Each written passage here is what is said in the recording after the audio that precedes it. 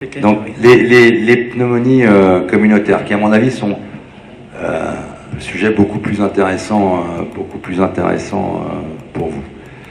Alors je me suis demandé comment je pouvais le faire ce topo, parce que je n'allais pas faire les pneumonies communautaires, vous connaissez ça aussi bien que moi. Donc ce que j'ai essayé de voir, c'est quels sont les trucs qui sont définitivement acquis, quels sont les trucs qui bougent, avec un balancier qui peut bouger dans le temps. Les corticoïdes, c'est un super exemple de balancier, il faut en faire, faut pas en faire. Les associations, il faut en faire pour en faire. Macronilamine, macrolide, fluoroquinolone. Donc finalement, j'ai décidé de le bâtir comme ça. Alors, première chose, ce qu'il faut savoir, c'est que la pneumonie communautaire, c'est la 4e position dans le top 10 mondial sur les chiffres OMM, de l'OMS. C'est les infections respiratoires. Hein. C'est le top 10.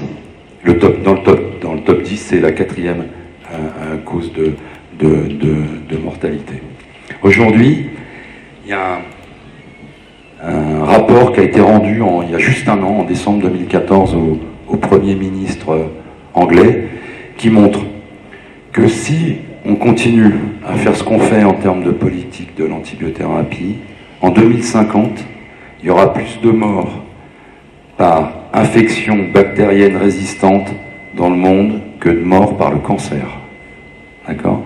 Et que ça va s'accompagner, tuberculose incluse, et que ça va s'accompagner obligatoirement, ça siffle là, et que ça va s'accompagner obligatoirement d'une diminution de la richesse mondiale, et que les pays qui vont en prendre le plus dans la tête, entre guillemets, eh ben c'est les pays les moins riches. Deuxième chose, les pathogènes. Qu'on soit chez des patients communautaires purs, que ce soit sur des patients qui sont hospitalisés mais qui ne sont pas hospitalisés en réanimation, ou que ce soit des patients avec des pneumonies communautaires hospitalisées en réanimation, il y a un germe qui est la vedette, qui est responsable de plus de 80% des pneumopathies dans toutes les séries, c'est le pneumocoque. D'accord ? Et finalement, tous les autres, ils sont nettement moins fréquents, et en termes d'antibiothérapie probabiliste, toutes les dernières recommandations ont tenu compte de ça. Et quand on regarde aujourd'hui, la pneumopathie à pneumocoque, c'est la première cause de décès dans les pays développés. Première cause de décès dans les pays développés, ce qui est quand même quelque chose de vachement important. J'aurais pu vous en parler, mais je ne vais pas en parler, donc je vais juste dire 2 mots. Le problème, c'est le nombre de sérotypes de pneumocoque qu'il y a. C'est quelque chose d'un peu compliqué. Il y a plein de sérotypes différents. Il y a plein de choses qui interviennent dans cette mortalité, entre autres des problèmes génétiques avec avec les récepteurs TOL et le déterminisme de la susceptibilité.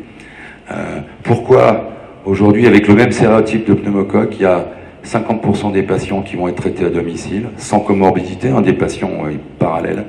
Il y en a 50% qui vont être obligés d'aller à l'hôpital. Sur ces 50%, il y en a un tiers qui va aller en réanimation. Et quand ils vont rentrer en réanimation, il y en a 20% qui vont mourir. Alors que c'est des patients comparables.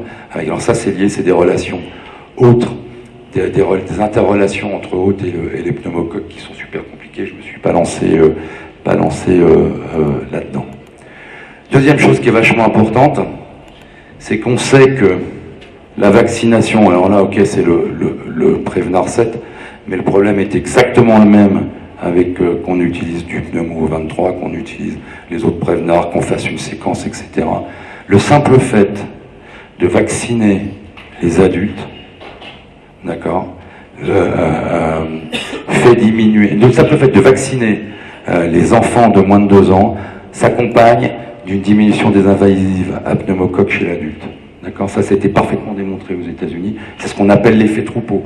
Si on arrive à vacciner entre 30 et 40% d'une population contre pneumocoque, on va faire diminuer le nombre d'infections invasives à pneumocoque, mais toutes les infections invasives, c'est-à-dire aussi bien les méningites que les otites, que les pneumopathies.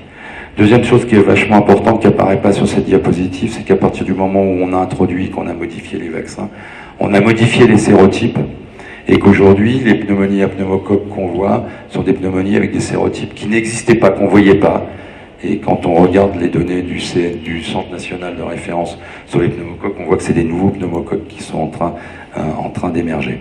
Alors, deuxième chose, est-ce qu'on peut prédire sur les données, que ce soit cliniques, biologiques ou radiologiques de routine, est-ce qu'on peut prédire le pathogène? Alors certaines séries disent oui, notamment pour la légionelle versus le pneumocoque, c'est-à-dire des données cliniques qui, entre guillemets, permettraient de dire c'est plus un pneumocoque qu'une légionellose. Mais toutes les méta-analyses, elles disent non. Elles disent qu'on ne peut pas prévoir, que ce n'est pas les données cliniques et biologiques de routine qui vont permettre de le faire. Donc ça veut dire quoi? Ça veut dire que le traitement probabiliste, dès que les patients sont super graves, il doit couvrir au minimum le pneumocoque et les légionelles. Mais, et c'est pour ça que je l'ai mis en rouge, uniquement sur les pneumonies communautaires sévères, c'est-à-dire sur celles qui sont hospitalisées, soit en réanimation, soit des hospitalisations chez des patients qui ont de lourdes morbidités. Je vais vous montrer trois radios que je vous ai choisies qui viennent de mon service. Voilà. Ok. Alors on se dit c'est facile, il y en a une, c'est légionellose, et l'autre c'est plutôt c'est autre chose, peut-être une bactérie gram négative. Et bien regardez ce que c'était en fin de course. Ça c'était un pneumocoque. Et ça c'était une légionelle. D'accord? Donc la pneumonie franche-théobère aiguë à pneumocoque, voilà. Vous avez l'exemple contraire. Et puis je vous en montrer une autre. Ok? Ça c'était une tuberculose. Et c'était dans le mois dernier dans des radios que j'ai pris dans le service. Deuxième notion qui est importante, c'est on dit toujours il faut faire des bactériémies. Ouais, c'est super important de faire des hémocultures, pardon. C'est super important de faire des hémocultures devant des pneumonies sévères, parce que ça permet d'identifier le germe d'une façon assez fréquente sur les bactériémies positives. Mais ce qu'il faut savoir, c'est que l'existence d'une bactériémie n'amène strictement aucune différence en termes de morbidité et de mortalité, ni de durée de traitement. C'est-à-dire que la bactériémie est un marqueur de l'infection, mais il n'est sûrement pas un marqueur de la gravité de l'infection à pneumocoque. Quels sont les facteurs de risque de mortalité? Alors, je me souviens... Je suis obligé de bouger parce que vous n'avez pas un micro, là. Parce que je vois plus ce que j'ai. Il y a sur les radios. Ouais, je ne sais pas comment on l'allume.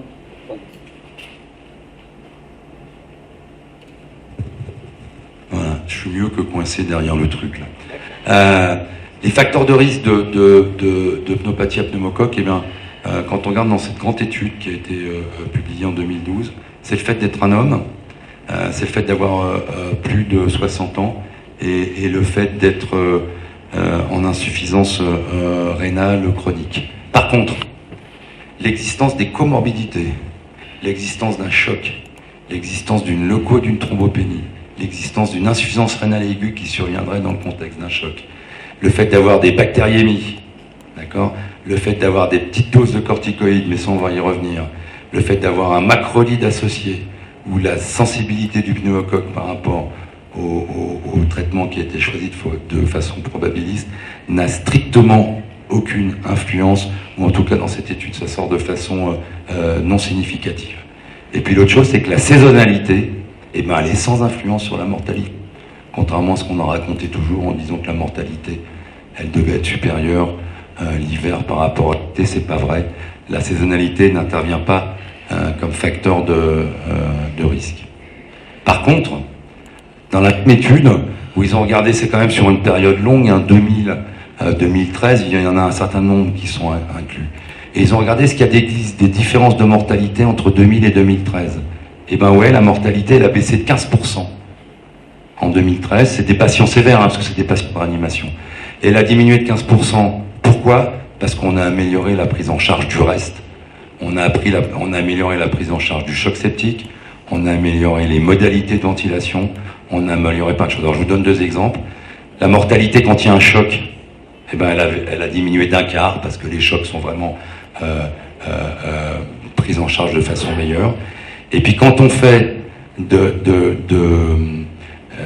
la ventilation invasive, chercher des patients intubés, et bien également parce qu'on a modifié la façon de ventiler les patients, on a réussi à faire diminuer la mortalité de 20%. Alors les facteurs de risque de mortalité en analyse multivariée, eh ben, c'est le fait d'être intubé, ventilé, hein. C'est un peu normal, c'est un peu logique, c'est les plus graves initialement qu'on va mettre sous ventilation mécanique, donc c'est le fait d'être intubé, ventilé. Il y a le fait, mais ça je vais y revenir, d'avoir instauré une antibiothérapie de façon précoce.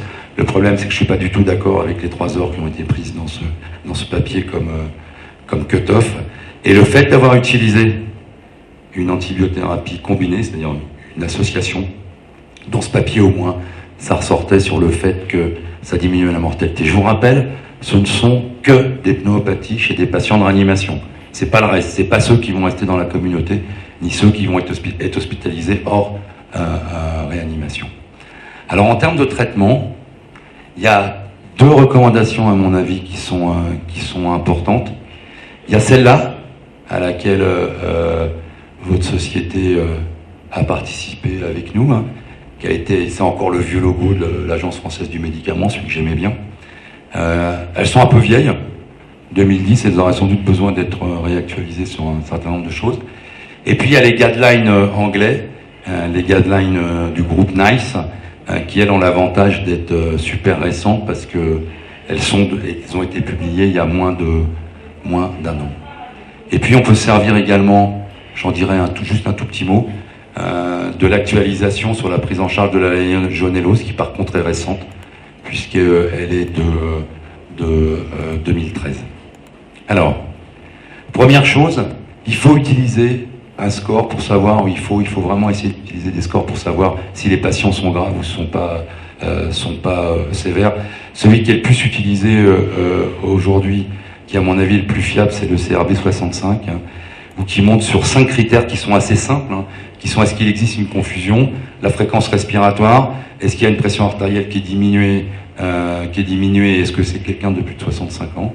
Et ben, s'il y a 0 critère, on peut vraiment faire un traitement ambulatoire, il y a peu de risques, voire pas de risque de voir des compensations du patient. Par contre, si c'est supérieur ou égal à un critère, il faut se poser des questions, et c'est sans doute des patients qui doivent être hospitalisés. Ça demande rien, hein. C'est de l'examen clinique, hein. Donc c'est faisable dans un cabinet de ville, c'est faisable aux urgences. On a besoin de rien du tout pour décider sur le score CRB 65. Alors quand on regarde le traitement, pour les pneumonies communautaires sans signe de gravité, recommandation NICE, c'est amoxicilline. Amoxicilline, point, rien d'autre. Et il rajoute dans cette recommandation qu'il ne faut pas, chez ces patients sans signe de gravité, utiliser des fluoroquinolones, ni utiliser une bithérapie. D'accord? Quand on regarde maintenant juste quelque chose qui a été rajouté par la SPIF, qui mériterait sans doute d'être discuté par rapport aux recommandations de 2010 qu'on a fait ensemble avec les pneumologues, il est marqué que par rapport à l'amoxicilline, il aurait peut-être mieux utiliser amoxicilline, acide clavulaniste, il y a de l'augmentin chez les patients avec des comorbidités ou chez des sujets qui sont âgés, et ce, même en ambulatoire. Ça, c'est quelque chose, j'en suis pas persuadé, mais ça mériterait une rediscussion et un retour de la littérature là-dessus.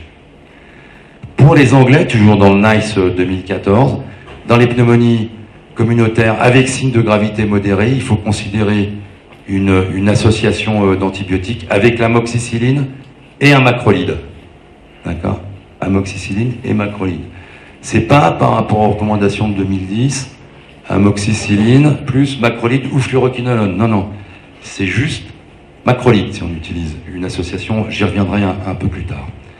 Et pour les recommandations françaises de 2010, pareil, on était sur l'idée que c'était plutôt de l'augmentin qu'il fallait utiliser chez les patients avec plus de 65 ans et chez les patients atteints de comorbidité.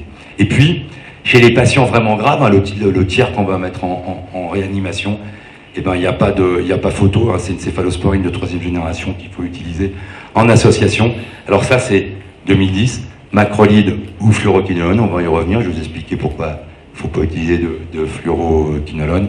Et puis par contre, il y a des facteurs de risque d'infection apio, mais en fait, bon, c'est vraiment chez les insuffisants respiratoires et les BPCO qui sont vraiment très évolué, avec des antécédents d'antibiothérapie lourds, parce qu'on raisonne comme par rapport aux pneumopathies acquises sous ventilation mécanique, où le plus important là devient les antécédents d'antibiothérapie. Alors, pourquoi pas l'équinolone? Première étude, qui est une étude qui a une dizaine d'années, qui est une étude multicentrique, c'est des patients qui étaient suffisamment sévères pour être hospitalisés en réanimation. Ils n'étaient pas tous intubés ventilés, mais ils étaient hospitalisés en réanimation. Mais ils n'étaient pas très graves parce que tous ceux qui étaient en choc septique, c'est-à-dire les plus graves, étaient exclus de l'étude, mais il y avait quand même la moitié des patients qui étaient sous ventilation mécanique. Donc c'était des graves, pas en choc septique, mais il y en avait quand même 1 sur 2 qui étaient intubés ventilés. Et bien cette étude, elle montre une non-infériorité de la lévofloxacine en monothérapie, qui n'est pas démontrée dans le groupe des patients ventilés, avec une mortalité qui a augmenté quand on a utilisé de la lévofloxacine. Ce qui veut dire aujourd'hui qu'il ne faut jamais faire de monothérapie par des fluoroquinolones antipneumococciques, c'est-à-dire essentiellement la moxifloxacine, mais le problème est exactement le même avec la moxifloxacine, exactement le même si les CMI sont beaucoup plus basses, dans toutes les pneumonies communautaires, entre guillemets, de réa, c'est-à-dire même sur celles qui n'ont pas été intubées et ventilées. Alors, quand on veut faire une association, vous avez vu qu'on a déterminé un certain nombre de cas où on voulait faire des associations. Est-ce qu'il faut utiliser un macrolide ou est-ce qu'il faut utiliser des fluoroquinolones? Alors, première chose, j'ai pas pu m'empêcher de vous faire des diapos sur c'est quoi les fluoroquinolones. Dans le contexte général aujourd'hui d'émergence de la multirésistance, l'utilisation des fluoroquinolones, ça favorise, et ça c'est marqué mais dans toutes les études de microbiologie et toutes les études épidémiologiques, la résistance non seulement des coccigrammes plus, c'est-à-dire des staphylocoques dorés, mais également des entérocoques, et également des bacilles gram négatifs avec des risques majeurs d'impacter la résistance à d'autres classes d'antibiotiques.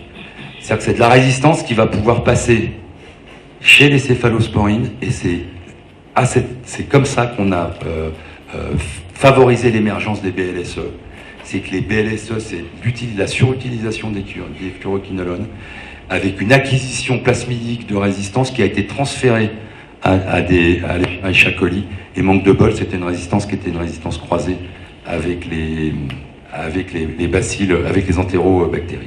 En plus, les sujets âgés et les sujets sous corticoïdes, c'est ces patients-là chez qui on a une augmentation majeure du risque de cardiaque, avec troubles du rythme cardiaque par allongement du QT, et les tendinopathies. D'accord? Donc, non seulement il ne faut pas utiliser les fluoroquinolones, mais ceux chez qui on aurait un peu envie de les utiliser, c'est-à-dire les personnes âgées, il ne faut pas les utiliser parce que c'est chez eux qu'on a le plus de risque de tendinopathie et de risque cardiaque. Les tendinopathies, c'est pas quelque chose d'anodin. Hein. Il y a un certain nombre de tendinopathies, je crois que c'est de l'ordre de 40%, comme c'est des phénomènes immunoallergiques. Même si vous arrêtez les fluoroquinolones au bout de 48 heures parce que le patient vous dit qu'il a mal, elles vont continuer à évoluer pour elles-mêmes. Et dans 35% des cas, il y a une rupture du tendon d'Achille quand c'est sur le tendon d'Achille. Et ce qu'il faut savoir, c'est que cette rupture du tendon d'Achille chez des gens de plus de 75 ans, ça leur fait descendre tellement de marche en termes de dynamisme et de trucs que ils ont du mal à récupérer parce que ces interventions lourdes avec rééducation, vous les sortez de leur domicile, etc. Donc pour moi, c'est une raison essentielle de ne pas utiliser les fluoroquinolones. Ensuite, une chose qui est primordiale aussi, il ne faut jamais utiliser de fluoroquinolone, même les fluoroquinolones anti-pneumocoque, là j'ai appuyé sur tous les boutons en même temps, quelle que soit l'indication, pas uniquement la pneumopathie, si des fluoroquinolones ont été utilisés, quelle que soit l'indication, même si c'est une indication pour une infection urinaire, dans les 3 mois précédents. Pourquoi? Parce que l'acquisition des résistances aux fluoroquinolones, c'est par step, c'est qu'on monte marche par marche, et le fait d'avoir acquis un premier niveau de résistance qui est complètement apparent sur l'antibiogramme, vous favorise l'émergence des steps suivants de résistance. Donc une des règles, c'est pas d'utilisation de fluoroquinolone, si possible, mais pas d'utilisation de fluoroquinolone chez les patients qui en ont reçu dans les 3 derniers mois. Et si malgré tout, dans ce contexte-là, on est obligé pour une raison ou pour une autre d'utiliser une fluoroquinolone, celle qu'il faut utiliser, c'est une seule, c'est la seule qui a une vraie spécificité anti-pneumocoque, c'est la lévofloxacine. Alors pourquoi je ne mets pas la moxifloxacine dans le fourre-tout alors qu'elle a une bonne activité anti-pneumocoque? Ce qu'il faut savoir, c'est que la moxifloxacine, elle a, en termes de risque cardiaque, c'est celle qui présente le plus de risque cardiaque de toutes les fluoroquinolones, et qu'aujourd'hui, quand dans l'industrie on veut comparer l'effet d'une drogue, quelle que soit la drogue sur le QT, c'est la moxifloxacine qu'on prend comme référence. Et on regarde, ça fait mieux ou ça fait pire que la lévofloxacine. Et la lévofloxacine, la façon dont le dossier d'AMM a été déposé, on a envie de l'utiliser chez les patients suffisamment graves pour être hospitalisés, mais pas en réanimation, donc pas très bien surveillés. Chez les patients un peu graves, donc des patients qui vont pas être non plus être mis en réanimation, mais qui vont être hospitalisés à cause de leur comorbidité. On va prendre un risque majeur d'allongement du QT, alors qu'ils ne seront pas dans des services où on va surveiller le QT parce qu'ils ne seront pas sous scope. Ok. Alors, est-ce qu'il faut macrolide ou fluoroquinolone? Chez des patients intubés, d'accord. Première chose déjà, qui est assez marrante dans cette étude, c'est que sur 218 patients qui avaient été inclus, quand ils ont regardé les recommandations de l'IDSA dans ces services de réanimation, elles étaient suivies moins qu'une fois sur deux.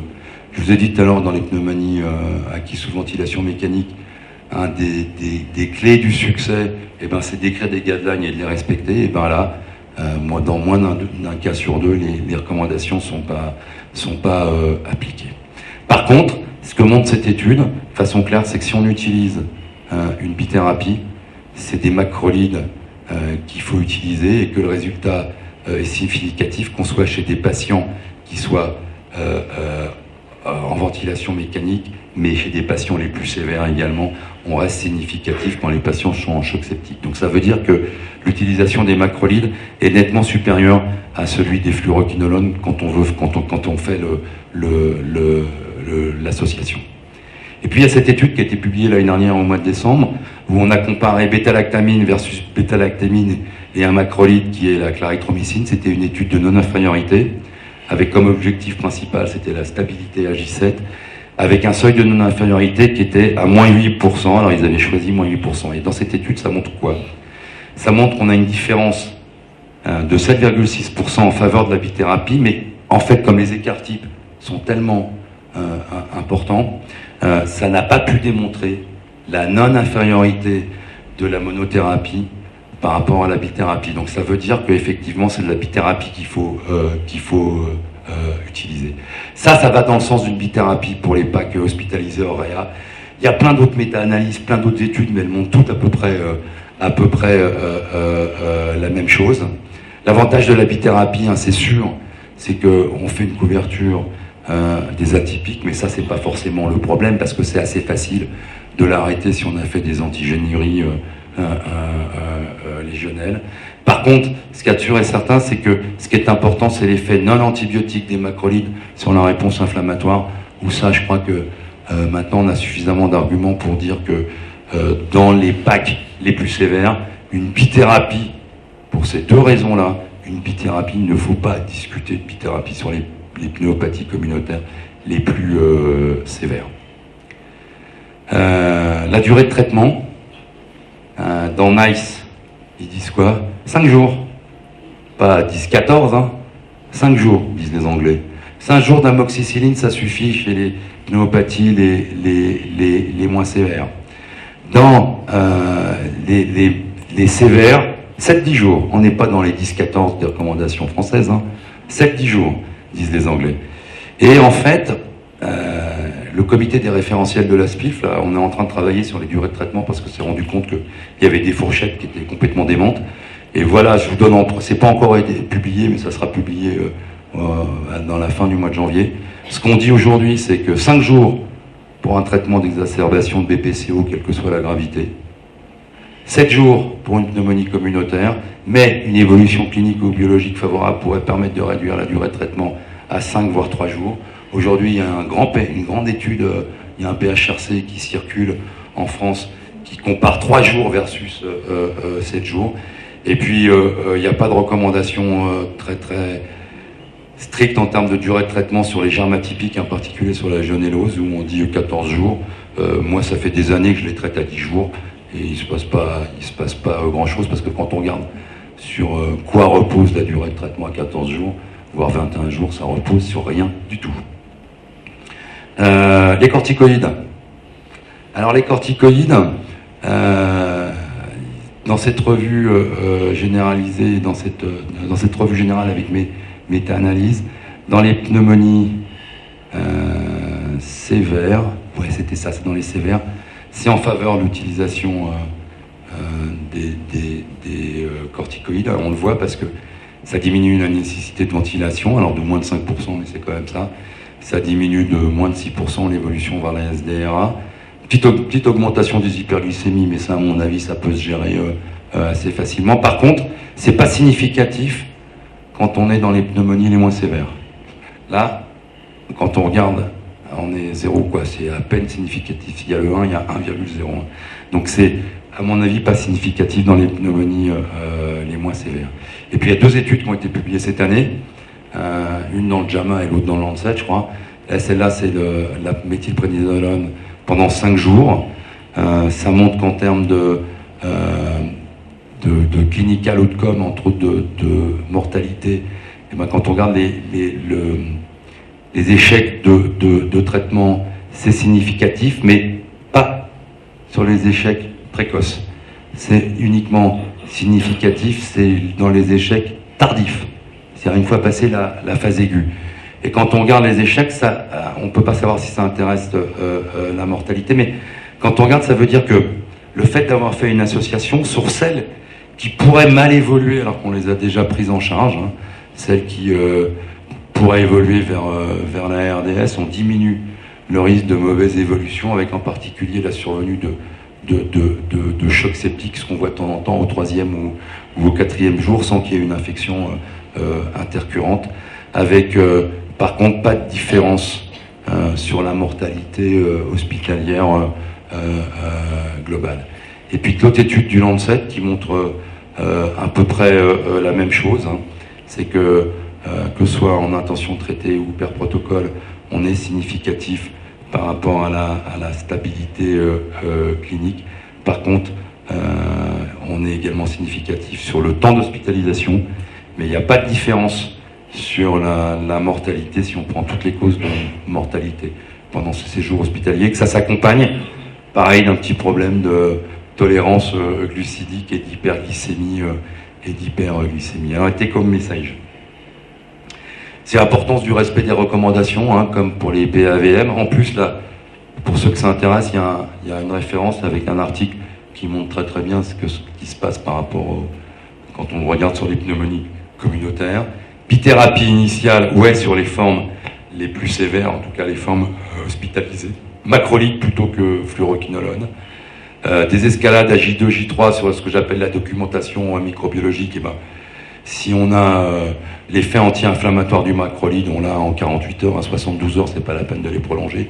Si on n'a pas d'antigène urinaire légionnel, et ben, il faut arrêter le macrolide. Si on avait démarré sur les formes graves par du céphotaxime, par une céphalosporine de la troisième génération, et ben, il faut faire un relais à l'amox, qu'aujourd'hui les souches résistantes à l'amoxicilline, ça n'existe pas.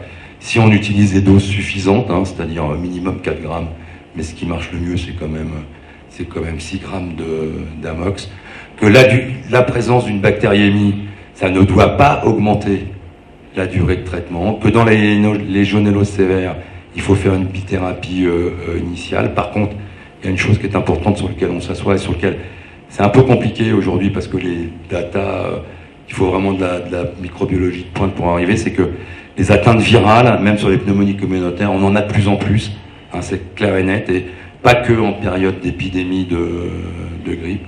Que ce qui est important et ce qui a changé la mortalité, eh ben, c'est essentiellement la prise en charge des comorbidités quand les patients sont à l'hôpital. Et par contre, chose qui pour moi est primordiale, c'est qu'il faut absolument faire de la vaccination anti-pneumococcique chez tous les adultes.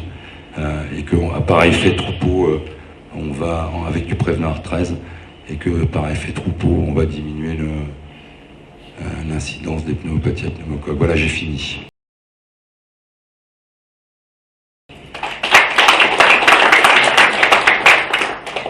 Je rends le micro. Nous remercions beaucoup le docteur Gozilemi qui vient de nous parler concernant la pneumopathie communautaire, comme la présentation qu'on a déjà faite, on va commencer tout de suite avec les questions et les remarques. Merci pour la présentation. Et la première question, est-ce que les infections pulmonaires type abcès du poumon rentrent dans les infections sévères ou c'est une chose à part? Ah non, c'est une pathologie complètement à part. D'accord. L'abcès du poumon, c'est une pathologie complètement à part. Bon, la seule chose qu'on peut rentrer là-dedans, mais du coup, ça modifie la durée de traitement, c'est quand on a une pneumopathie à pneumocoque avec un déclenchement pleural. Là, en termes de durée de traitement, les choses sont moins claires. Je pense qu'il faut prolonger un peu plus le traitement. Mais les abcès, c'est complètement à part, ça n'a rien à voir. C'est une autre pathologie. Et comme j'ai le micro, je continue. Les pleurésies purulentes. Pourquoi? Les pleurésies purulentes. Ouais. Donc, leur prise en charge, parce que pas tous les antibiotiques ne traversent facilement la plèvre, d'après ce que je crois comprendre. Qu'est-ce qu'en dehors du drainage, quel type d'antibiothérapie, pour combien de temps? Alors, les pleurésies purulentes, c'est un drainage. Ça, c'est clair. Si on a intervenu, le problème qui se pose derrière, c'est si c'est quelque chose qui évolue depuis un certain temps, et en plus, en particulier, c'est du pneumocoque, c'est souvent cloisonné. Donc, de temps en temps, c'est des multidrainages, et puis de temps en temps, le drainage, ça suffit pas. Il faut demander à un chirurgien de faire de la décortication pleurale. Ça existe. La durée du traitement, les traitements, c'est les mêmes. Parce que quand on regarde en dehors des patients immunodéprimés vrais, les pneumonies qui surviennent sans comorbidité, les pleurésies qui surviennent sans comorbidité majeure, c'est essentiellement du pneumocoque, c'est pneumocoque ou streptocoque. Donc le traitement, il est exactement le même, c'est de l'amox. La diffusion de l'amox à travers la plèvre, quand la plèvre elle est vraiment inflammatoire, ça diffuse quand même mieux que sur une plèvre saine, ça diffuse quand même pas mal. Par contre, les choses sur lesquelles qui sont pas très claires, c'est les durées de traitement. Je pense que là, c'est une indication à prolonger les traitements. Ce qu'on fait nous, ça repose sur rien, parce qu'il n'y a rien sur la littérature. C'est que ce qui est écrit, c'est 15 jours, 3 semaines. Vous avez bien compris que moi, je combattais les durées de traitement. Donc chaque fois qu'on propose une fourchette, je prends la fourchette la plus basse. Donc nous, on est maximum 15 jours sur un traitement d'une pleurésie purulente. Je reviens sur les durées de traitement. Je ne peux pas m'empêcher de divaguer. Sur les durées de traitement, si on veut raccourcir les durées de traitement, et c'est essentiel en termes de politique de l'antibiothérapie, il faut faire l'inverse de ce qu'on a fait jusqu'aujourd'hui. Aujourd'hui, on dit, allez, je vais faire 15 jours de traitement, puis je vais regarder au 7e, 10e jour si ça marche.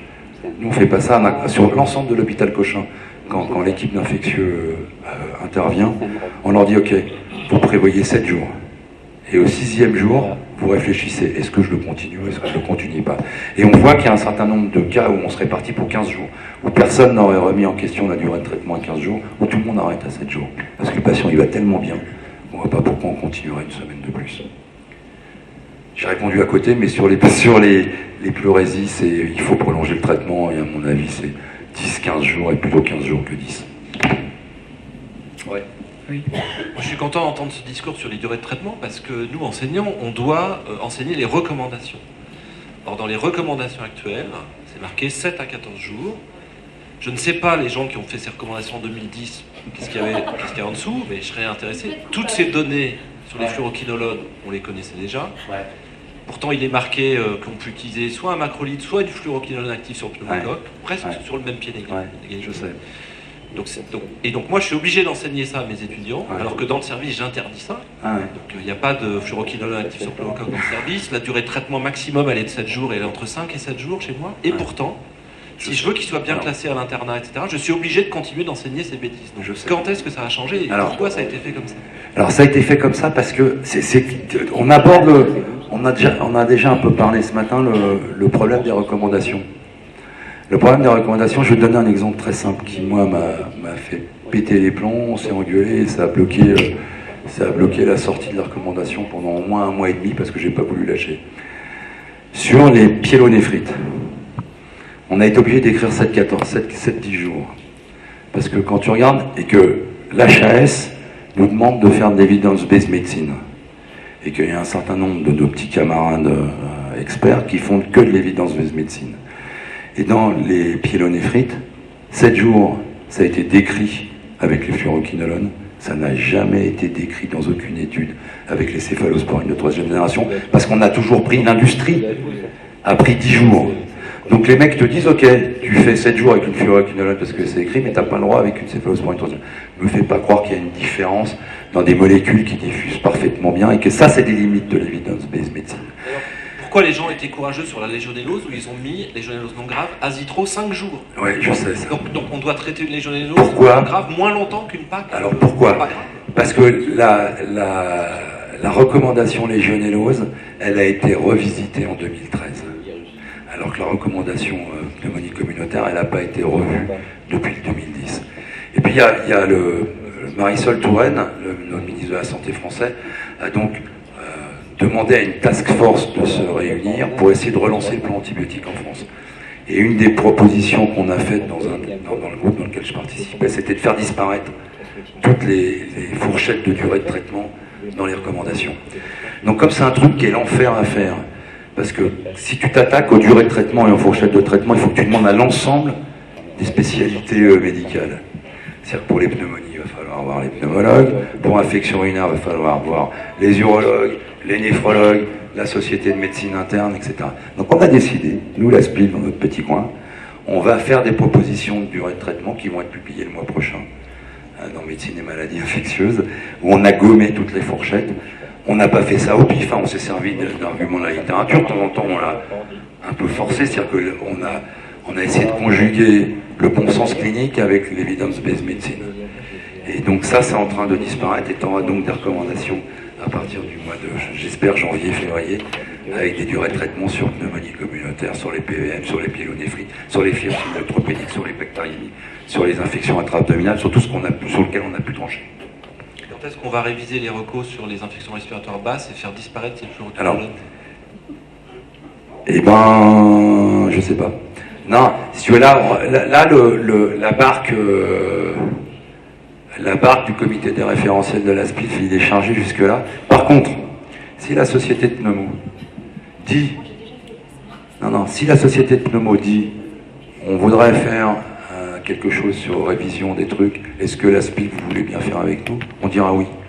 Ça, c'est sûr et certain. Mais là, aujourd'hui, on s'est lancé dans des chantiers et on refait méningite parce que ça va pas, on en fait plein d'autres, quoi. Donc, on peut plus y arriver, là. Ouais. Oui, moi je suis en Lorraine, et spécialement en Moselle. C'est le département où il y a le plus d'infections respiratoires, le plus de cancers, le plus d'asthme, le plus de BPCO, en gros. Et le plus de tiques. C'est bon. Et le moins de pneumologues en plus. Donc chez nous, quel que soit l'hôpital, c'est systématique. Dès qu'il y a une exacerbation qui rentre, même si c'est pas une vraie pneumopathie, c'est Augmentin, Tavanix, Soluprède. Il sort au bout de 3 jours et le généraliste continue pendant 10 jours, 15. Et puis le coup d'après, il ne l'envoie pas à l'hôpital, il fait pareil. Donc on a des prises de Tavanic, d'Augmentin et de cortisone 5-6 fois dans l'année, sans aucun problème. Je sais, ouais. Alors d'autre part, qu'est-ce que vous avez contre le pneumo 23? Parce que là, vous n'avez cité que le Prévenard. Ouais. Et okay. J'ai rien contre. D'accord. Et troisième question, quelle macroline? Parce que lequel utilisé, vous avez quelque chose contre la piostacine ou, ouais. Non oui. Ouais, j'ai quelque chose contre la piostacine. D'accord. Et puis l'azithromycine, qu'est-ce que vous en pensez? J'ai également quelque chose contre l'azithromycine. Alors, on va prendre les trucs dans l'ordre. J'ai rien par contre les pneumo 23, pneumo 13, c'est un truc que j'ai fait dans l'avion, ça a peut-être été un peu vite. Aujourd'hui, quand on discute, je suis pas un spécialiste de la vaccination, mais quand on discute avec les mecs du comité national de vaccination, en particulier avec Robert Cohen, il dit il faut faire, alors je sais plus dans quel ordre, il faut faire le pneumo machin et le Prévenard. Par contre, ce que dit Robert de façon claire, il dit il faut respecter les délais entre les 2 injections, 1, 2, 3 mois, parce que l'immunité va moins bien marcher si on rapproche trop les deux. Alors je sais pas par lequel on commence par le pneumo 23 je crois, et puis après on fait le Prévenard, je sais pas. Prévenir d'abord. Moi j'ai été obligé de l'écrire parce que j'arrive pas à m'en souvenir, c'est dans mon carnet qui est dans la poche de ma blouse. Alors, les quinolones, la piostacine, La piostacine, pourquoi j'ai une idée contre la piostacine? Hein? Non, macrolide. Alors, je vais commencer par les macrolides. Pourquoi je suis contre la piostacine? La piostacine, c'est une molécule qui est franco-française. On a demandé une réévaluation par la NSM, dont le groupe de traitement anti-infectieux s'est occupé quand je le dirigeais avant le Mediator. Et ben, piostacine et pneumonie, il y a une surmortalité. Quand on prend les données du dossier d'AMM et tous les trucs qui ont été publiés avant de chez Sanofi, ils vont être contents, les gens de chez Sanofi, il y a une surmortalité. Okay, donc piostacine, c'est pas une bonne idée.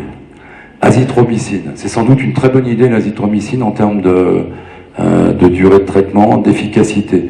Le problème de l'azithromycine, c'est qu'il faut la réserver à des pathologies bien spécifiques, en particulier des trucs sur lesquels on veut faire des traitements courts, les diarrhées du voyageur, des trucs chez les enfants, etc. Pourquoi?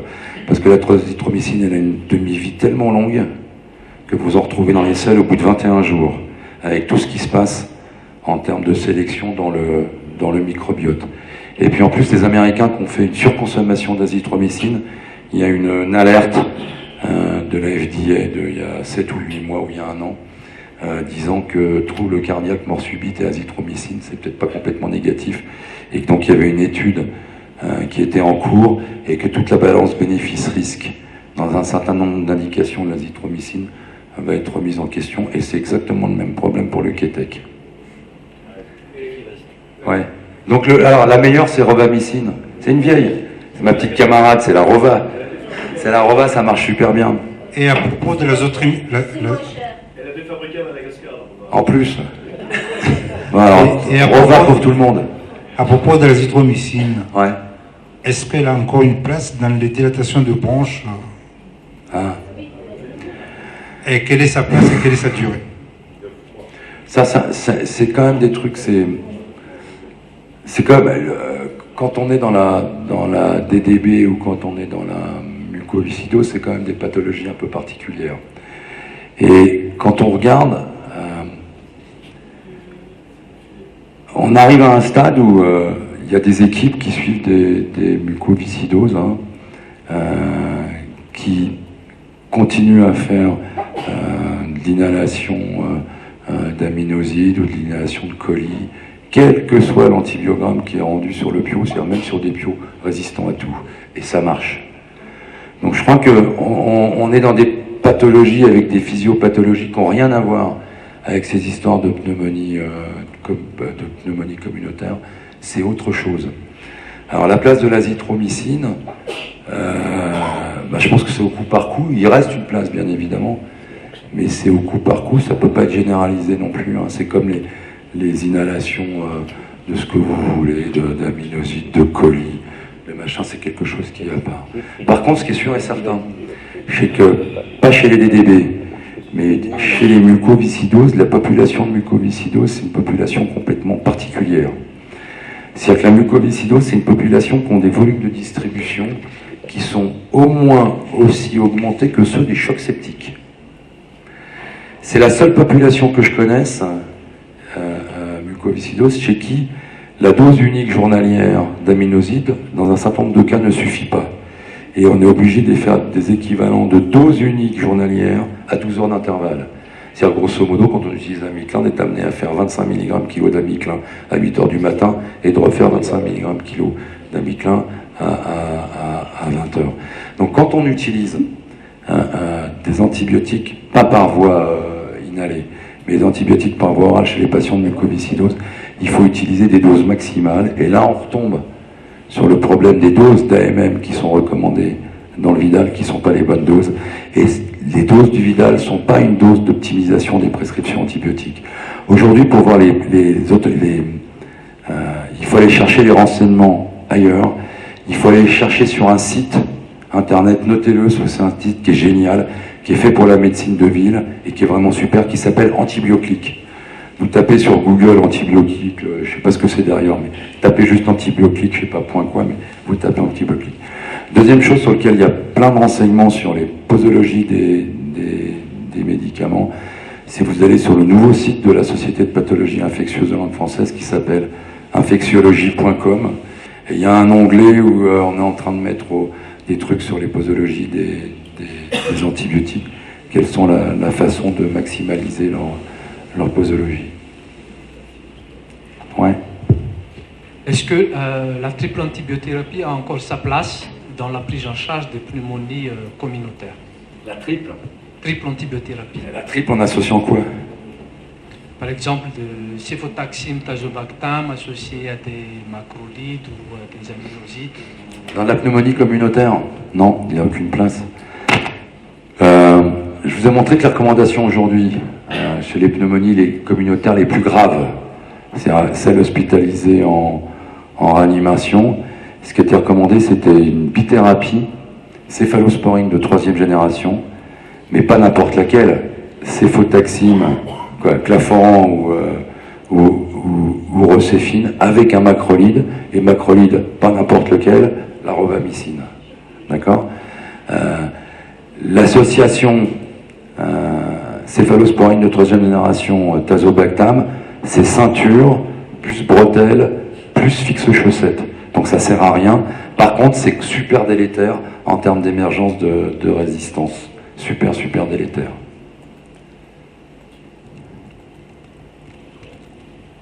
Oui, une question sur l'antigénurie. Ouais. Pneumocoque et légionnelle. Alors, qu'est-ce que ça donne? Est-ce que faut-il le faire systématiquement dans les pneumopathies communautaires? Et puis, deuxième question, je pose ça après. C'est une bonne question parce que ça, je pense que la réponse, elle est pas univoque et qu'il y a des arguments dans un sens et dans l'autre et que ça mériterait une décision pour décider ce qui est fait. Le fait systématique de faire aux urgences antigénurie, antigène hémoc, antigénurie légionnelle, antigénurie pneumocoque, antigénémie pneumocoque, sur des patients qui vont sortir, strictement aucun intérêt. D'accord? Sur des patients gravissimes, sur des patients qui vont être hospitalisés ou en particulier des patients de réa.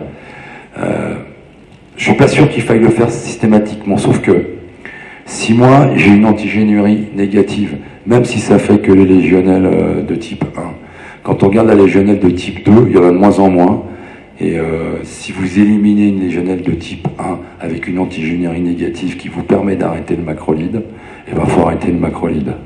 D'accord? Le problème de l'antigénémie pneumocoque et de l'antigénurie pneumocoque, c'est qu'elle peut rester positive pendant 21 jours.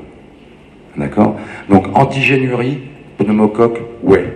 Antigénémie, non, parce qu'on ne sait pas très bien ce que ça apporte. Donc le fait de faire systématiquement des antigénémies pneumocoques, c'est pas bien. Par contre, je reste persuadé qu'il faut faire des antigénuries légionnelles. Et une antigénurie légionnelle positive, vous arrêtez la mox.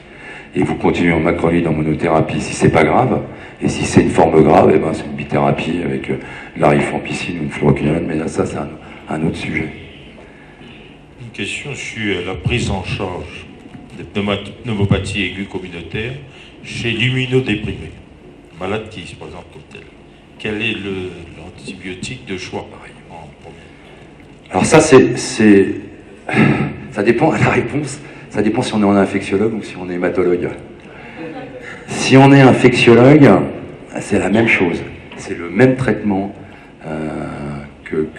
et on est en train d'écrire dans les recommandations que chez un malade, chez une neutropénie fébrile, chez qui on a identifié un site d'infection, la durée du traitement, ça doit être la même que chez un malade pas immunodéprimé et qu'il ne faut pas poursuivre la durée de l'antibiothérapie tant qu'on est dans l'aplasie. Ça, si on est hématologue, vous avez intérêt à bien vous entendre avec vos hématologues pour arriver à les convaincre de ça. C'est un peu plus compliqué. Les hématologues, ils sont encore plus stressés que tous. Il n'y a que les pédiatres, à mon avis, qui sont plus stressés que les hématologues. Ils vont obligatoirement continuer jusqu'à la sortie de l'aplasie dans 80% des services de réanimation. Mais il y a des services d'hémato, des très très gros services d'hémato, en particulier celui de Lille, où ils sont en osmose avec un infectiologue qui est un des collègues de Benoît Guéry, qui s'appelle Serge Alfandari.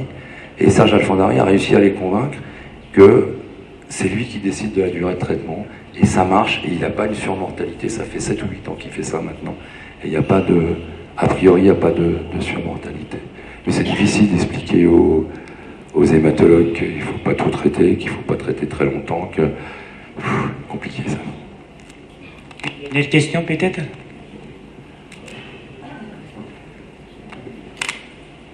Moi, il y a juste une réflexion. Je trouve ça super parce que souvent, quand on est dans les congrès, qu'on parle comme ça, les gens, ils n'osent pas poser des questions. Et finalement, c'est quand vous êtes modérateur, vous vous dites, il faut que je trouve 2 questions par intervention. Et là, je trouve super, les gens interviennent, et je trouve ça vraiment bien, et bravo, parce que c'est pas toujours facile à faire. Ouais. Oui. Je voudrais poser une question toujours par rapport à la macrolide. Vous avez dit que le meilleur c'est la spiramycine. Ouais. Mais en fait, je pose la question pour les gens défavorisés à Madagascar. Cette molécule coûte très très cher encore chez nous. On n'a pas encore de générique de spiramycine. On a quand même la roxythromycine. Ouais. Et vous avez de l'érythromycine. Avec l'azithromycine. Vous avez de l'érythromycine. La vieille érythromycine des familles. Aussi, oui. Et bien l'érythromycine, c'est bien. Et alors ça coûte pas cher par contre. Oui, mais avec beaucoup d'effets secondaires digestifs. Bah ouais, je suis d'accord, mais il y en a une. Je vous rappelle, on revient sur la question que vous m'aviez posée. C'était sur laquelle? C'était sur l'aspira. L'aspira, ça fait pas vomir, mais il y a une surmortalité à la fin. Moi, je préfère vomir plutôt qu'une surmortalité. Il faut la prendre. Ouais, exactement. Il y a un moment pour la prendre. Il y a un moment, c'est fin de repas.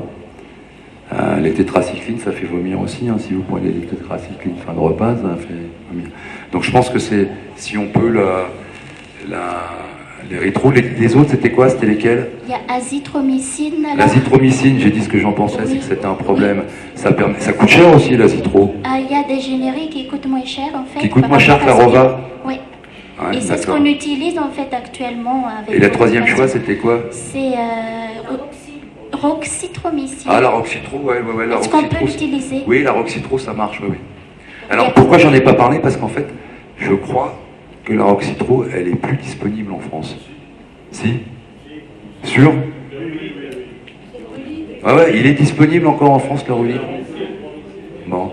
Donc la roxytro, c'est un bon choix, parce que de toute façon, c'est celle qui se rapproche le plus de la Rova. Donc le Rulide, ouais, c'est bon. Merci. Ouais. Donc nous remercions infiniment le docteur Rémi Gauzy qui vient de nous présenter